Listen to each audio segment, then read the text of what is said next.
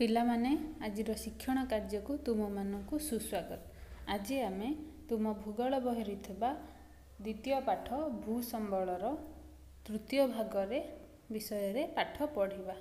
ତ ପୂର୍ବ ପାଠରେ ଆମେମାନେ ଭୂସମ୍ବଳ କ'ଣ ଏବଂ ଭାରତରେ ଭୂସମ୍ବଳର ଭାଗ ବିଷୟରେ ପାଠ କରିଥିଲେ। ଭାରତରେ କିପରି ଭାବରେ ଭୂମିର ବ୍ୟବହାର ହେଉଛି ପୂର୍ବ ପାଠରେ ପାଠ କରିଥିଲେ। ତ ଆଜି ଆମେ ସେଇ ବିଷୟରେ ଟିକେ ଅଧିକ ଆଲୋଚନା କରିବା। ତ ଭାରତରେ ଭୂମିର ବ୍ୟବହାରର ଦିଗ ବିଷୟରେ ଆଲୋଚନା କରିବା। ତ ପ୍ରଥମେ ଭାରତର ଅରଣ୍ୟ ଭୂମି ବିଷୟରେ ଆମେ ଦେଖିବା। ତ ଭାରତରେ ପ୍ରାୟ ସମୁଦାୟ ଭୂମିର 24.39 ଭାଗ ଅଞ୍ଚଳ ଅରଣ୍ୟ ଭୂମିର ଅନ୍ତର୍ଗତ। କିନ୍ତୁ ଭାରତୀୟ ଜାତୀୟ ଅରଣ୍ୟ ନୀତି ଅନୁସାରେ ଭାରତର ସମୁଦାୟ ଆୟତନର ଶତକଡ଼ା 33 ଭାଗ ଭୂମି ଅରଣ୍ୟ ପାଇଁ ସଂରକ୍ଷିତ ରହିବା ଆବଶ୍ୟକ। ଯେହେତୁ ଆମର ଅରଣ୍ୟ ଭୂମି 24.39 ଭାଗ ଅଛି, ତ ଆମର ଅରଣ୍ୟ ନୀତି ଅନୁସାରେ ସଂରକ୍ଷିତ ହେବାକୁ ଥିବା ଅରଣ୍ୟ ଭୂମି ଅନୁସାରେ ଆମର ଥିବା ଅରଣ୍ୟ ଭୂମି କମ୍ ଅଛି। ଲାକ୍ଷାଦ୍ୱୀପ, ମିଜୋରାମ, ନାଗାଲାଣ୍ଡ, ଅରୁଣାଚଳ ପ୍ରଦେଶ, ଆଣ୍ଡାମାନ ନିକୋବର ଦ୍ୱୀପପୁଞ୍ଜ, ମେଘାଳୟରେ ସର୍ବାଧିକ ଅରଣ୍ୟ ରହିଛି। ଏହି ସବୁ ରାଜ୍ୟମାନଙ୍କରେ ଭାରତରେ ଅଧିକ ଅରଣ୍ୟ ଭୂମି ଦେଖାଯାଏ। ତ ଏବେ ଜାଣିବା ଅରଣ୍ୟ ଭୂମିର କ୍ଷୟର କାରଣ ଗୁଡ଼ିକ। ଜନସଂଖ୍ୟାର ଅଧିକ ବୃଦ୍ଧି ଘଟୁଥିବାରୁ ଦିନକୁ ଦିନ ଅରଣ୍ୟ କ୍ଷୟ ହେବାରେ ଲାଗିଛି।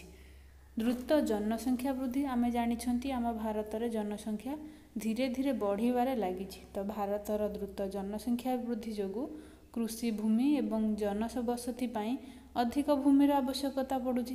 ଯେହେତୁ ଆମର ଜନସଂଖ୍ୟା ବଢ଼ି ବଢ଼ି ଚାଲିଛି, ସେଥିପାଇଁ ଅଧିକ ଶସ୍ୟ ଉତ୍ପାଦନ ପାଇଁ କୃଷି ଭୂମିର ଦରକାର ଏବଂ ରହିବା ପାଇଁ ଜନବସତି କିମ୍ବା ସହରୀକରଣ ପାଇଁ ଅଧିକ ଭୂମିର ଆବଶ୍ୟକ ଦରକାର ହୋଇପଡ଼ୁଛି। ସେଇଥିପାଇଁ ଅରଣ୍ୟ ଭୂମିର ପରିମାଣ ହ୍ରାସ ଘଟୁଛି। ଅରଣ୍ୟକୁ କ୍ଷୟ କରି ସେଇ ଜାଗାରେ କୃଷି ପାଇଁ ହେଉ ବା ଜନବସତି ପାଇଁ ସେଇ ଭୂମି ଗୁଡ଼ିକ ଦରକାର ପଡ଼ୁଛି। ତ ଅରଣ୍ୟ କ୍ଷୟର କାରଣ ଗୁଡ଼ିକ ବିଷୟରେ ଆମେ ପଢ଼ିବା। ଅରଣ୍ୟ କ୍ଷୟର ମୁଖ୍ୟ କାରଣ ହେଉଛି ଜନବସତି ତଥା ନଗରୀକରଣ ଯୋଗୁଁ ଭୂମିର ଆବଶ୍ୟକତା ବୃଦ୍ଧି। ଯେହେତୁ ଆମର ଜନସଂଖ୍ୟା ବୃଦ୍ଧି ଘଟୁଛି, ଭୂମିର ଆବଶ୍ୟକ ପୂରଣ ପାଇଁ ଅରଣ୍ୟକୁ କ୍ଷୟ କରିବାକୁ ପଡ଼ୁଛି।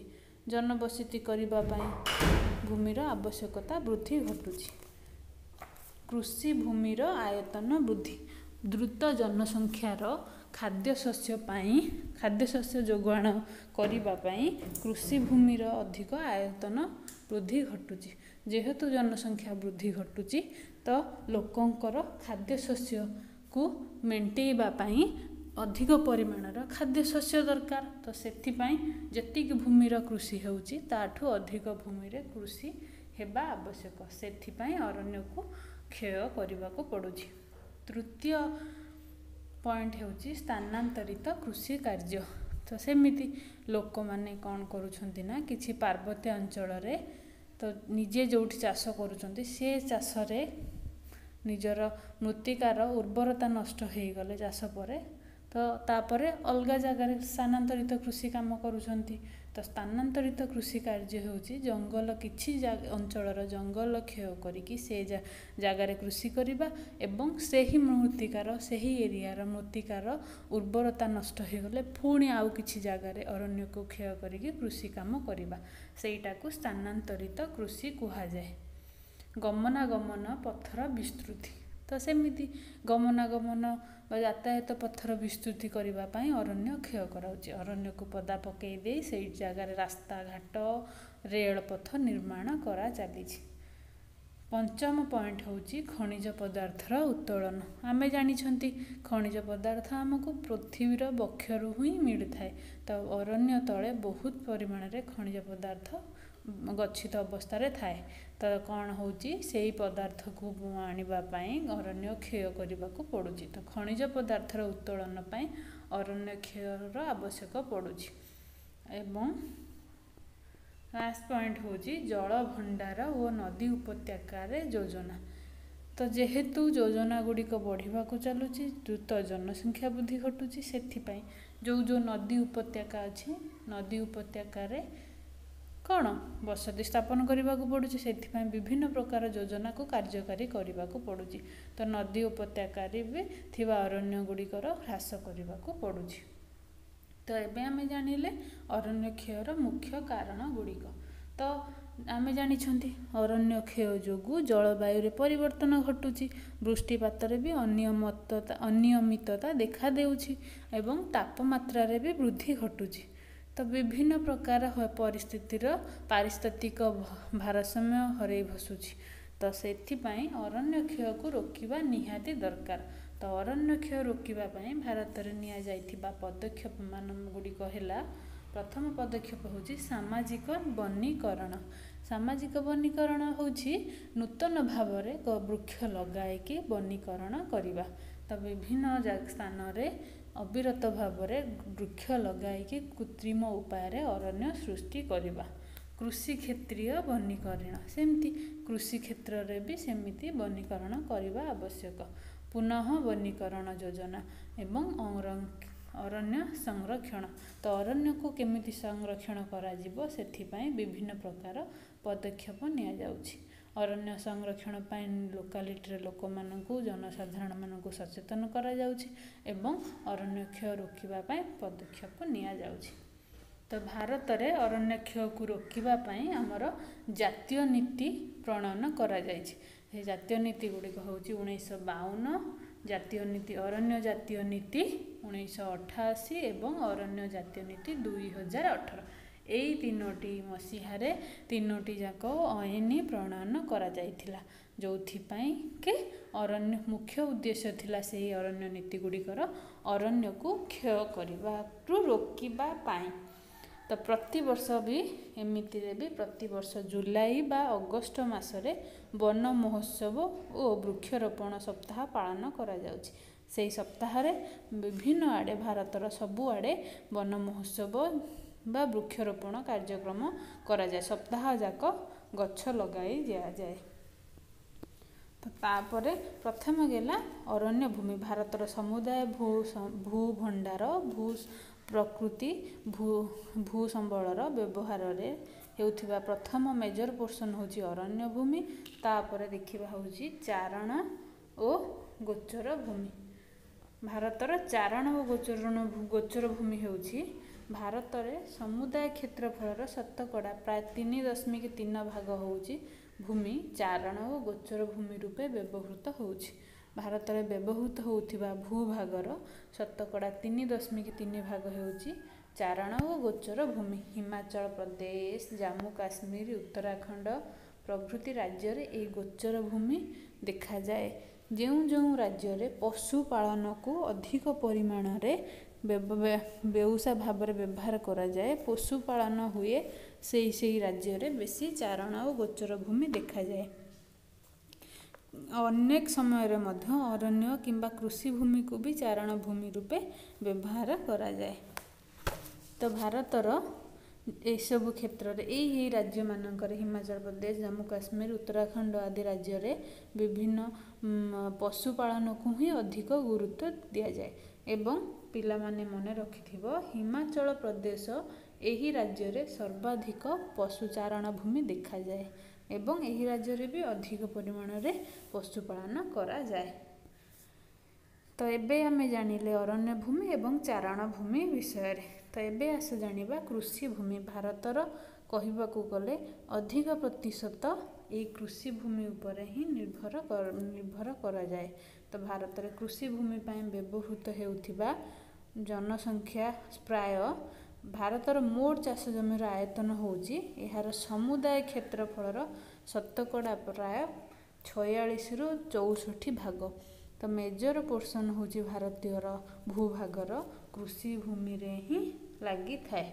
तो भारतर समुदाय जनसंख्यार शतकड़ा 58 भागरु अधिक लोक ए कृषि भूमि उपरे कृषि कार्य उपरे प्रत्यक्ष व परोक्ष भाव में कृषि कार्य हेउ कि कृषि भित्तिक विभिन्न कार्य उपरे निर्भर करि थांती मेजर पोर्शन व्यवहार करथांती।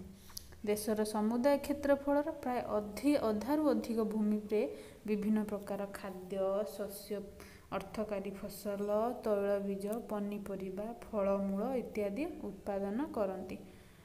तो आमे जानिबा आस केउ केउ राज्य रे कि कौ कौ एरिया रे एही कृषि भूमि अधिक परिमाण रे देखा जाए।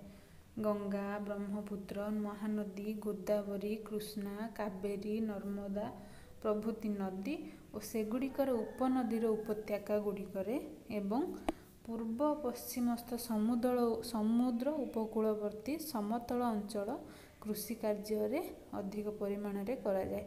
एही एरिया रे हमें जानिछंती नदी कूल नदी उपत्यका पटु मृत्तिका उर्वर मृत्तिका बहुत परिमाण रे थाए। सेइथिपाई जो उर्वर मृत्तिका कृषि पाई बहुत उपयोगी आ जनबसति भी एही कृषि एही एरिया रे ही अधिक परिमाण रे थाए। कहीं ना मृत्तिका उर्वर हेतु कृषि कार्य बहुत बहुल भाव में करा जाए एवं शस्य भी बहुत परिमाण रे उपार्जन करा जाए। ओडिशा छत्तीसगढ़ आसाम आदि राज्य रे पार्वत्यांचल रे मध्य अरण्य को काटिकी पोड़िकी स्थानांतरित कृषि करा जाए। जो राज्य गुड़िक ओडिशा आसाम छत्तीसगढ़ रे पार्वत्यांचल अच्छी पार्वत्यांचल रे लोक माने कौन करती जो आदिवासी संप्रदायर लोक प्राय से माने अरण्यर किछि जगह को काटिकी सेठी चाष करती एवं तापर कृषि कार्य करेंगे। कृषि कार्य किछि वर्ष पर से जगार माटीर उर्वरता नष्ट हो गले पुणी आउ किछि दूर को जाई पुणी सेठिकार अरण्य को काटिकी चाष करती। तो यहीटा को स्थानांतरित कृषि कहा जाए। ओडिशा रे एही स्थानांतरित कृषि को पोड़ू चाष बोली कहती। किंतु आसाम रे एही जो पोड़ू चाषर अलगा नाम अच्छी। एही स्थानांतरित चाष को आसाम रे आसामीज भाषा रे झुम बोली कहा जाए।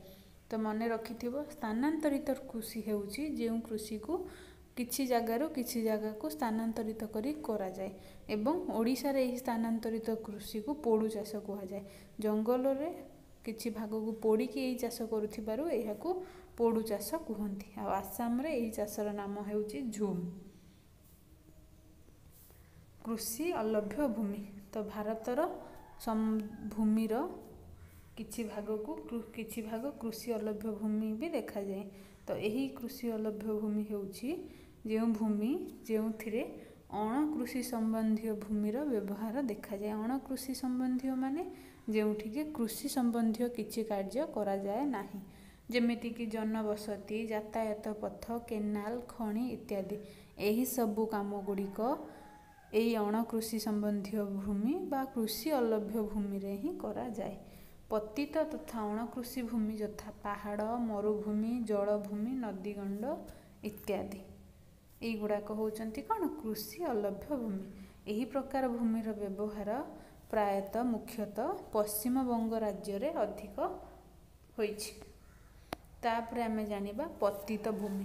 भारतर भूभागर किछि अंश पतित भूमि अटे। पतित भूमि होउछि जेउ भूमि रे कृषि कार्य हेउ न थाए। कृषि कार्य हेउ नथिबा भूमि होउछि पतित भूमि। पतित भूमि को मुख्यतः दुई भाग रे विभक्त करा जाए। चलंती पतित भूमि अन्यान्य पतित भूमि। चलंती पतित भूमि हेउछि जोटा कि चलंती कृषि वर्ष किंबा ताठारु कम वर्ष धरी कम समय धरी कृषि कार्य करा जाए नथिबा भूमि। जेउ कृषि रे जेउ भूमि रे एही वर्ष किंबा निकट भविष्यत रे किछि मास भितर ही कृषि कार्य करा जाए नाही सेटा को चलंती पतित भूमि कहा जाए। किंतु अन्यान्य पतित भूमि हेउछि 1 वर्षरु 5 वर्ष पर्यंत कृषि कार्य होई नथिबा भूमि। जेउ भूमि रे वर्षे रु 5 वर्ष भितरे जम्मा भी टोटाल कृषि कार्य करा जाए नाही सेही कृषि भूमि को अन्यान्य पतित भूमि बोली कहा जाए। द्रुत जनसंख्या को खाद्य जोगाइबा पई चलंती और अन्यान्य पतित भूमि रे भी उन्नत सार जलसेचन उन्नत बिहन विकसित चाष इत्यादि व्यवहार रे कृषि कार्य करा जाउछि। आमे जानिछंती बहुत भारतर जनसंख्या दिनकू दिन बहुत भाव बढ़ी चली।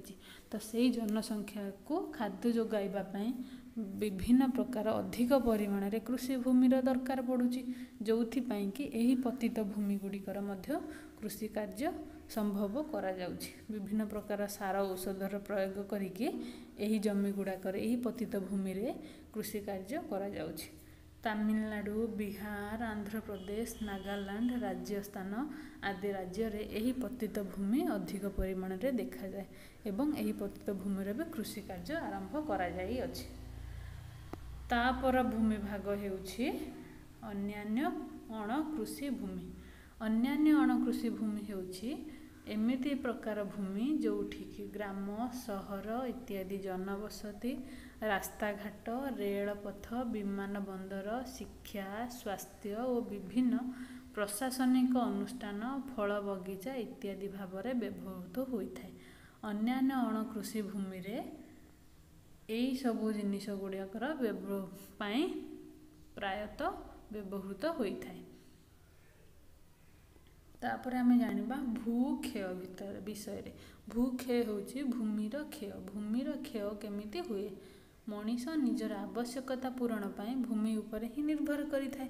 भूमिरु ही आमर मौलिक आवश्यकता जोटा कि खाद्य, वस्त्र, बासगृह ही पाई थांती। सेइथिपाई ही भूमि को मौलिक प्राकृतिक संबल बोली कहा जाए।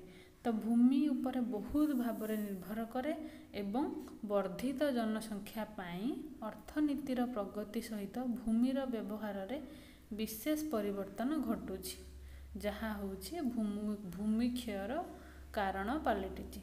तो जेहेतु जनसंख्या वृद्धि घटुची सेइथिपाई बारंबार भूमि उपरे बहुत व्यवहार भूमिर व्यवहार होची। तो सेटा होची भूमि क्षयर मुख्य कारण। तो से भूमि क्षय बा भू समस्यार केमिति समाधान करा जाई पारिबो? तो विभिन्न उपाय अछि। से विभिन्न उपाय मान भितरु किछि उपाय होछि पुनः वनीकरण और नियंत्रित पशुचारण। पुनः वनीकरण प्रक्रिया रे भूमिर क्षय को रोका जाई पारिबो एवं नियंत्रित पशुचारण करा जिवो, किंतु ता सहित ठीक परिमाण रे ठीक उपयोग रे पशुचारण करा जिवो। प्रतिरक्षा बलय रूपे कृषि और अरण्य भूमिर संरक्षण।